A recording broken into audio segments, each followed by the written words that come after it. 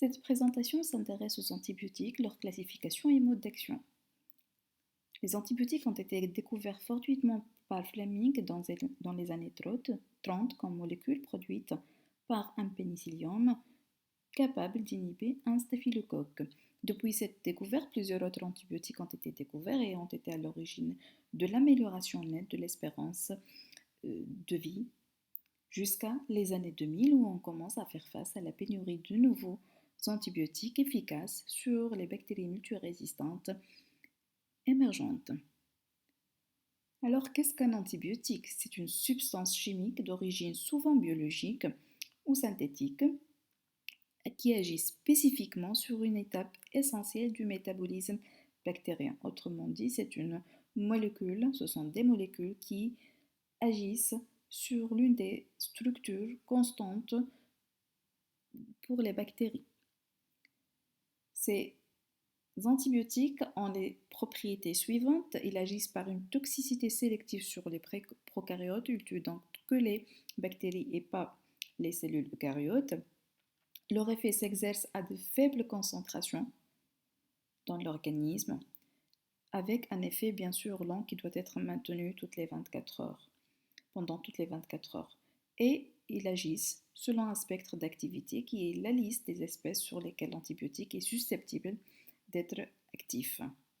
Ces propriétés les distinguent des antiseptiques qui ont les mêmes mécanismes d'action, mais ils agissent en externe in vivo avec à la différence des antibiotiques, une toxicité brutale, donc ils n'agissent pas à, faible dose et sur un temps long. Plutôt, ils agissent avec une toxicité brutale, avec des concentrations élevées et avec une action qui s'étend et vers les grammes plus et vers les grammes moins, vers toutes les catégories de bactéries. Qu'est-ce que le spectre d'activité? C'est la liste des espèces sur lesquelles l'antibiotique est susceptible d'être actif, c'est-à-dire l'ensemble des espèces qui sont tuées, si on peut dire, par les bactéries. On distingue les antibiotiques à spectre large. Généralement, ce sont des antibiotiques qui tuent et les bactéries à gram plus et à gram neg, et les antibiotiques à spectre étroit, qui sont plutôt des antibiotiques qui agissent ou bien sur les grammes plus ou bien sur les grammes moins. Les antibiotiques à spectre spécifique sont des antibiotiques qui agissent ou sur des espèces bactériennes particulières telles que les antibiotiques antibiotianiques qui visent que le pseudomonas, les antistaphylococciques et les anti-anaérobies sont les molécules à utiliser avec prédilection parce qu'ils n'agissent pas sur les bactéries de notre flore. Quel est l'effet des antibiotiques sur les bactéries? Ils peuvent agir soit par une bactériostase ou par une bactéricidie. La bactériostase, c'est l'arrêt de la croissance bactérienne, c'est-à-dire des antibiotiques qui juste arrêtent la croissance bactérienne et ne le tuent pas, les bactéries, alors que la bactéricidie, c'est le fait que l'antibiotique tue la bactérie. Comment on classe les antibiotiques? On peut les classer selon différents critères, soit leur origine, qu'elle soit naturelle ou synthétique, leur nature chimique, leur mode d'action, cible et mécanisme d'action, leur modalité d'action bactériostatique ou bactéricide et leur spectre d'activité. En bactério, le type de classification qu'on suit souvent, c'est une classification selon le mode d'action qu'on va voir. Généralement, ces antibiotiques sont classés en famille, sous groupe et groupe, et une famille normalement regroupe les antibiotiques qui ont la même structure chimique de base et donc un même mécanisme d'action. Selon leur mode d'action, les antibiotiques sont divisés en 4 grands groupes. Les antibiotiques qui agissent sur la synthèse de la paroi, ceux qui agissent sur la membrane cytoplasmique, ceux qui inhibent la synthèse d'ADN et ceux qui inhibent la synthèse protéique. Bien sûr, il n'y a pas un autre mécanisme d'action puisque la bactérie a simplement 4 structures constantes.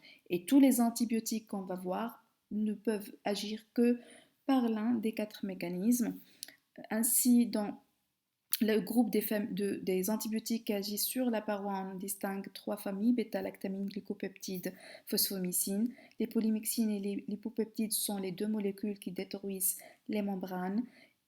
Pour ceux qui inhibent la synthèse nucléique, on en distingue les quinolones, la rifale, les sulfamides, la nitrofurane, nitroimide azolé. Et pour les antibiotiques qui inhibent la synthèse protéique, sont très nombreux, les aminosides, les macrolides et apparentés, les oxazolidinones, les cyclines, les phénicolés et l'acide fusidique, on va voir avec un peu de détails. Voilà l'ensemble des antibiotiques qui existent en thérapeutique et leurs classes et sous-classes. On va voir d'abord les antibiotiques qui inhibent la synthèse du peptidoglycane ou de la paroi, qui sont les bêta-lactamines, les glycopeptides et la phosphomycine. Voyons d'abord un petit rappel sur la structure de la paroi des bactéries. Elle diffère selon que la bactérie soit à gramme plus ou à gramme moins. Bien que les bactéries à gramme positif soient dotées d'un peptidoglycane qui forme la paroi bactérienne, bien sûr, très épais, très fourni, ce peptidoglycane, il est très perméable à la majorité des molécules, entre autres les antibiotiques, puisqu'il n'est pas hydrophobe.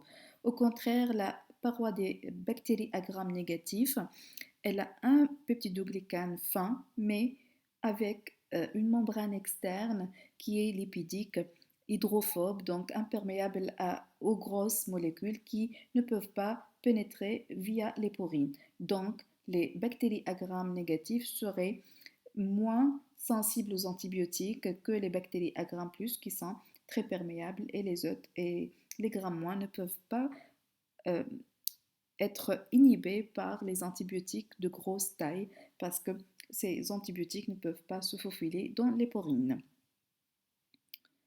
Qu'est-ce que le peptidoglycane? Le peptidoglycane, c'est une structure maillée formée de chaînes euh, polysaccharidiques reliées par des chaînes peptidiques qui sont reliées entre les deux par des ponts peptidiques. Cette structure, elle est synthétisée selon deux étapes, l'une intracytoplasmique où on a la synthèse des précurseurs où est impliquée énormément la pyruvyltransférase, puis ces précurseurs vont être transportés vers la paroi où ils vont être agencés via les transglycosylases, les transpeptidases et les carboxypeptidases qu'on appelle les PLP ou protéines liant les pénicillines. Ce sont ces molécules, ces enzymes qui vont agencer ainsi et former le peptidoglycane dans la paroi. Les trois antibiotiques qui agissent sur la synthèse de la paroi, donc ils inhibent la synthèse du peptidoglycane, sont la phosphomycine qui inhibe la pyruvyltransférase, donc l'étape cytoplasmique, et les bêta-lactamines qui, eux, inhibent les enzymes, les transglycosidases, les transpeptidases et carboxypeptidases qui synthétisent plutôt le peptidoglycane dans la paroi en le liant, c'est les PLP, donc il inhibe les PLP et les glycopeptides se fixent sur les deux acides aminés les deux derniers acides aminés des chaînes peptidiques en euh, inhibant ainsi la synthèse de la paroi. Voyons les bêta-lactamines, la famille de loin la plus utilisée en thérapeutique humaine.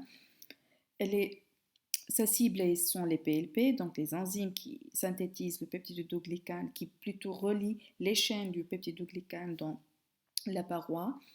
Ce sont des antibiotiques qui agissent par bactéricidie, sont bactéricides et sont formés par une multitude de molécules divisées en quatre groupes, les pénicillines, qui ont un noyau PNAM associé au noyau bêta-lactame qui existe chez toutes les bêta-lactamines, les céphalosporines qui ont un noyau CEPHAM associé au noyau bêta-lactame, les carbapenem, ils ont un noyau PNAM et les monobactams sont formés uniquement par le cycle bêta-lactame. Ces bêta-lactamines ont un spectre large qui dépend de l'affinité de ces molécules pour les PLP, de la perméabilité membranée, mais surtout des bêta-lactamases naturellement produites par certaines espèces, particulièrement les entérobactéries qui conditionnent le spectre de ces bêta-lactamines. C'est quoi les bêta-lactamases ou les enzymes qui hydrolysent les bêta-lactamines? Elles sont de deux types, soit pénicillinase qui hydrolyse les pénicillines ou céphalosporinase qui hydrolyse les céphalosporines. Ces enzymes vont s'attaquer au noyau bêta-lactame, l'ouvrir et donc inhibent l'action des bêta-lactamines. On en distingue les pénicillinases qui, comme leur nom l'indique, ils hydrolysent, désactivent toutes les pénicillines, à savoir l'amoxicilline, la ticarcilline et la piperacilline, et les céphalosporinases qui, comme leur nom l'indique, vont s'attaquer aux céphalosporines de première, deuxième génération, mais aussi à l'amoxicilline.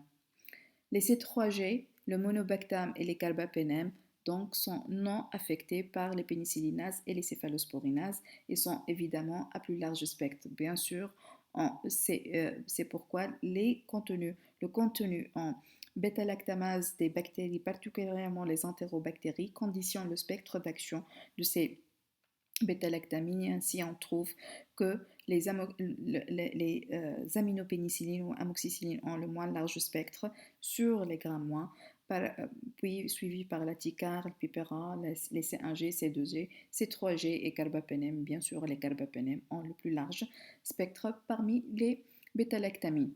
Ainsi, on trouve que les pénicillines G et pénicilline M ont un spectre très étroit et le plus étroit parmi les bêta-lactamines parce qu'elles sont des molécules de grande taille, donc inactives sur les grammes plus, sont les seules bêta-lactamines qui sont inactives sur les grammes sur les grammes moins. Puis on trouve l'amoxicilline dont le spectre s'élargit vers les grammes moins, mais les entérobactéries du groupe 1.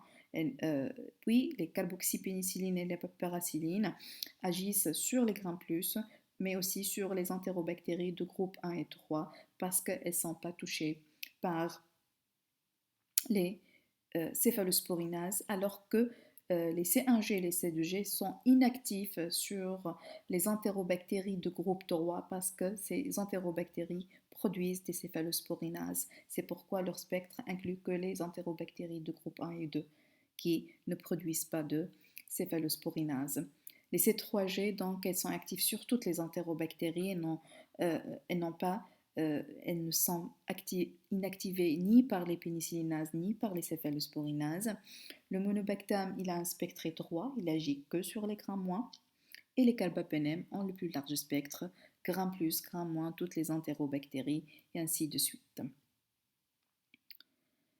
Heureusement, on a des inhibiteurs de bêta-lactamase qui, quand on les associe aux bêta-lactamines, vont inhiber l'action des bêta-lactamases et donc restaurer leur activité. Mais malheureusement, on a des inhibiteurs de bêta-lactamase qui sont associés uniquement aux pénicillines qui sont actuellement commercialisées en clinique.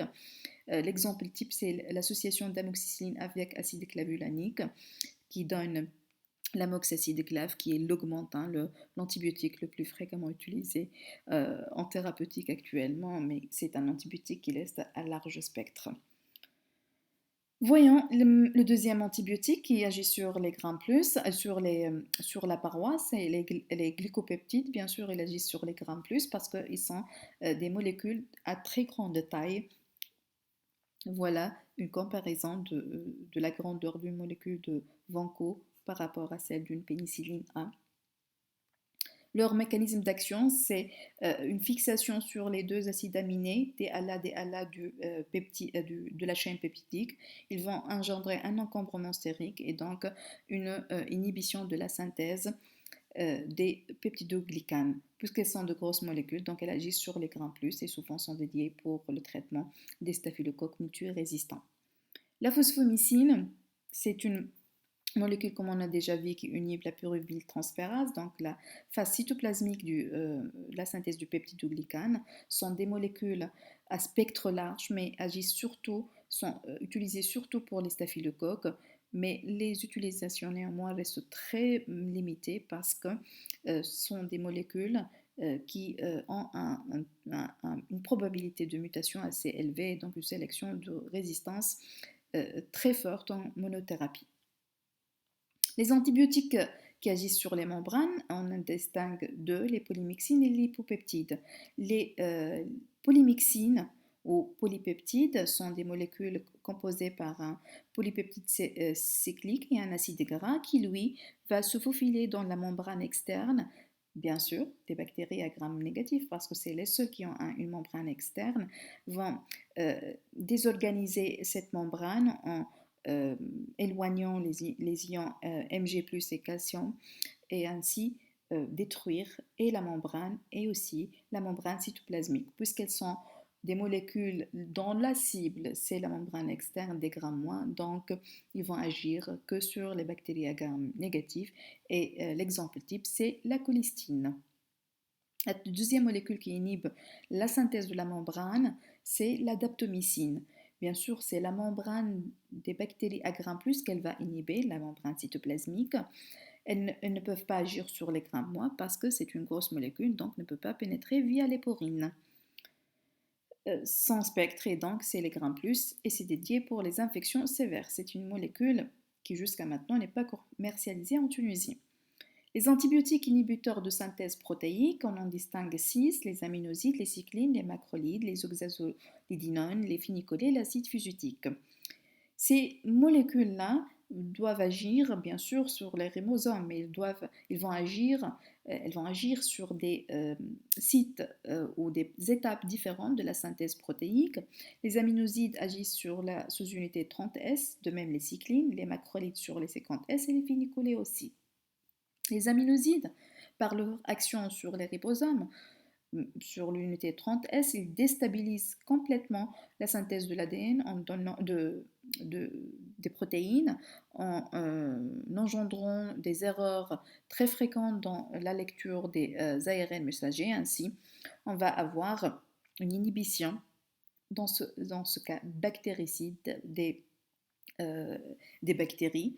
Donc, sont des molécules les plus rapidement bactéricides connues parmi les antibiotiques, mais malheureusement sont très toxiques. C'est pourquoi elles sont peu utilisées, mais fréquemment dans les infections graves, mais avec une durée faible, une, euh, une durée limitée dans le temps. Le spectre il est large, mais n'inclut pas les streptocoques et les anaérobies strictes parce que ces bactéries sont dépourvues du système de transport actif qui est nécessaire aux aminosides pour qu'ils soient transportés dans le cytoplasme.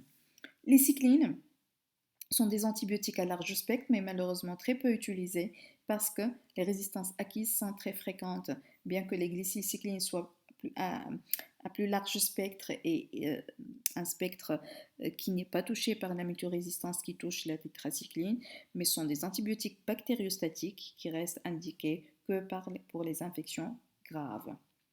Pour les macrolides, on en distingue une multitude de molécules. Les macrolides, les lyncosamides, les streptogramines et les chitolides, ce sont généralement des antibiotiques bactériostatiques, à part la pristinamycine ou synergistine, qui sont l'association de 2 streptogramines, sont bactéricides.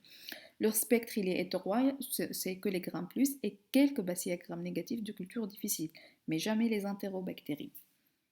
Donc, sont des antibiotiques à spectre hétéroïde. Les oxazolidinones aussi sont des antibiotiques dont l'action se rapproche des macrolides, mais elles ont un site d'action différent, donc des mécanismes de résistance différents. C'est un antibiotique à gram+ aussi.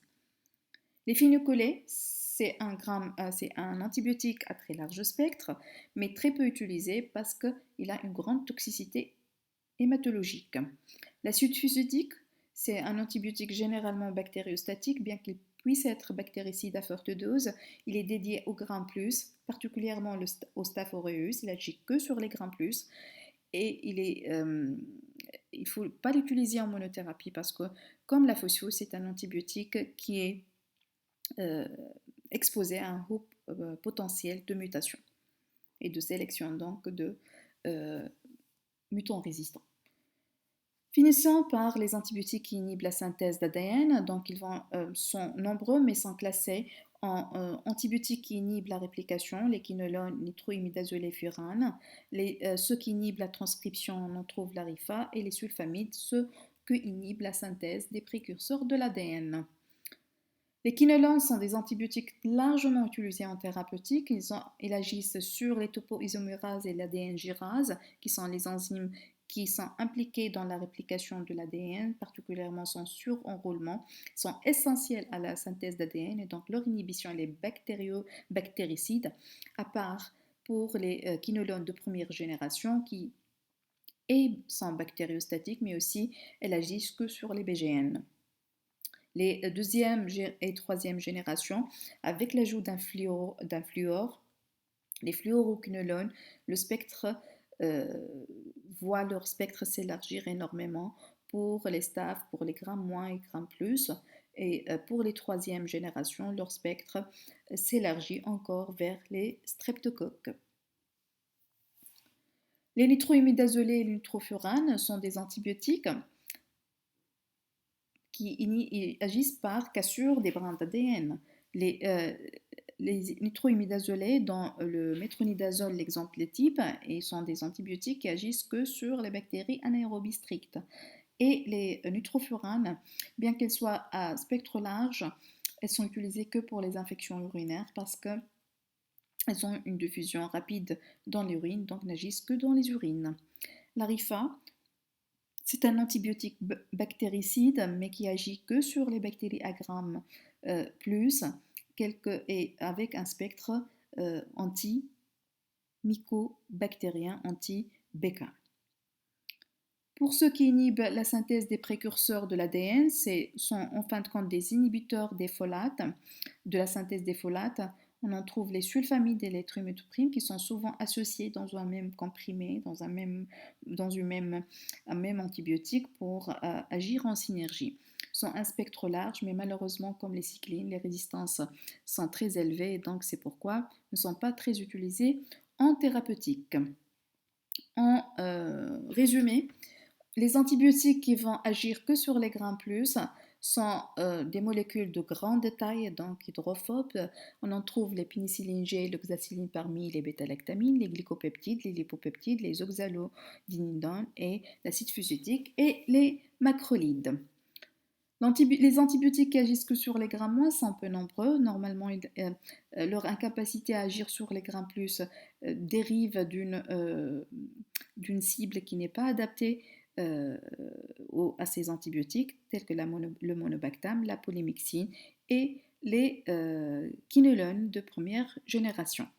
Les antibiotiques qui sont à spectre large, qui agissent sur les grains plus et les grains moins, sont nombreux, mais les plus utilisés sont les bêta-lactamines, les aminosides et les fluoroquinolones, qu'il faut maîtriser bien sûr.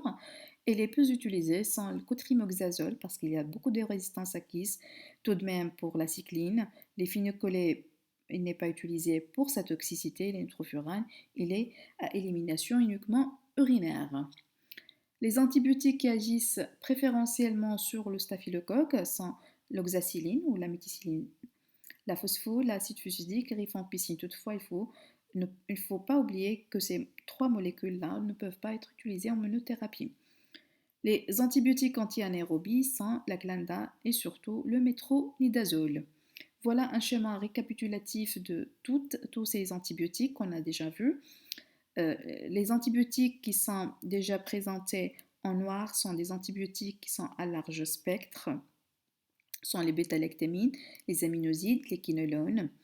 Les glucopeptides sont des antibiotiques qui agissent que sur les grains plus, comme toutes les autres molécules qui sont ici désignées en bleu, les glycopeptides, les macrolides, les oxazolidinones, les acides physidiques, l'arifa et les lipopeptides. Ceux qui sont schématisés en rouge sont des antibiotiques qui agissent que sur les grains moins.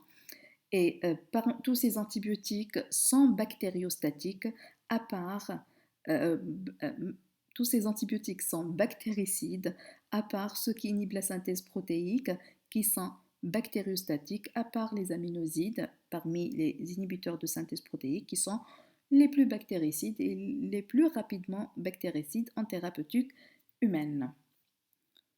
Merci pour votre attention.